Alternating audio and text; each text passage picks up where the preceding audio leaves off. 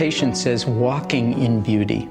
Or to switch, I see them as like Homeric heroes and heroines. They're on a hero's journey, a life trajectory, during which they have met with all sorts of challenges and stresses and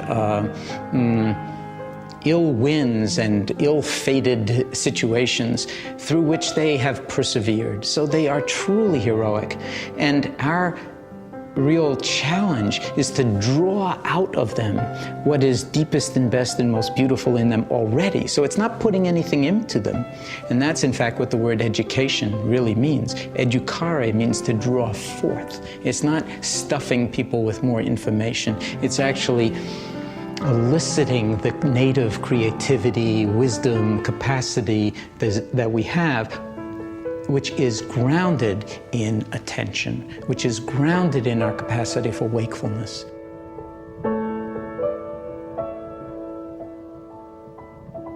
We were approached by people who were part of the Massachusetts Committee on Criminal Justice to see about bringing mindfulness-based stress reduction into the prisons, both for the inmates and for the staff, because as you might imagine, prison is one of the most stressful places on earth, both to work and to be incarcerated.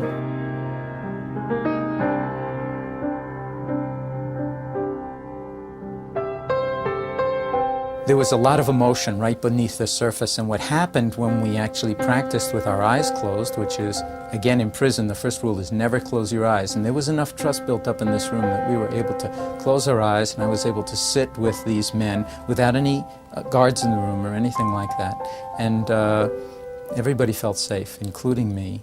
And it felt like giving food to starving people. We were starving for some kind of authentic experience of education. And here's an experience of education that has to do most deeply with the fundamentals of who I am as a person.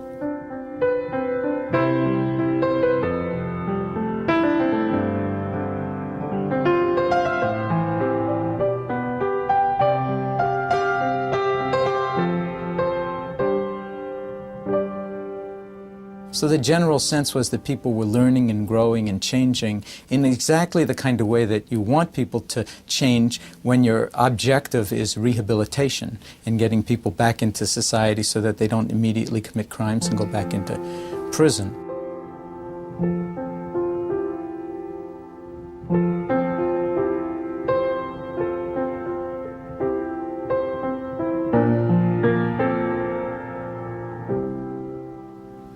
So I would say that the Course taught me how to be still and to find my breath again. And in finding that, I found just a trust that has just been the most amazing thing for me. A trust in my body's ability to heal, and a trust in my own ability to just be with anything.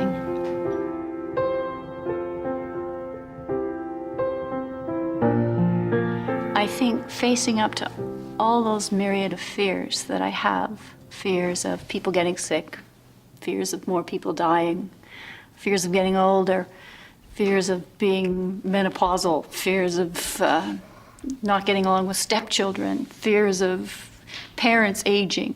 There was just a myriad of things that were scaring the daylights out of me. So now I'm more acquainted with fear. I can look at it and say, oh yeah, here we go. This looks like I'm worried that someone's going to get sick and someone's going to die. I'm involved with a number of people with terminal illnesses, just personal friends. And I can just acknowledge the fears there.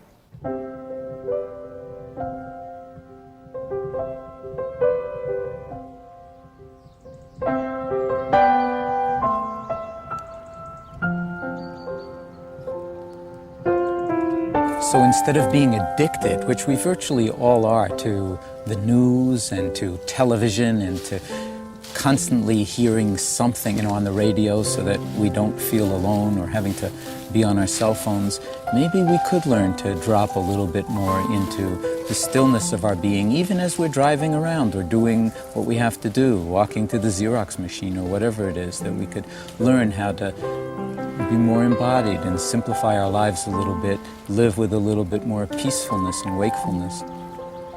The next to the last line of Walden is, "Only that day dawns to which we are awake." That is the message of mindfulness.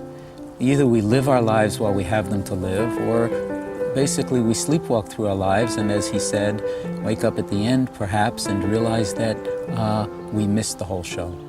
And we can always find other people or this thing or that thing to blame for why our lives didn't work out well. But the real challenge is to work with what we have to work with and start where we are.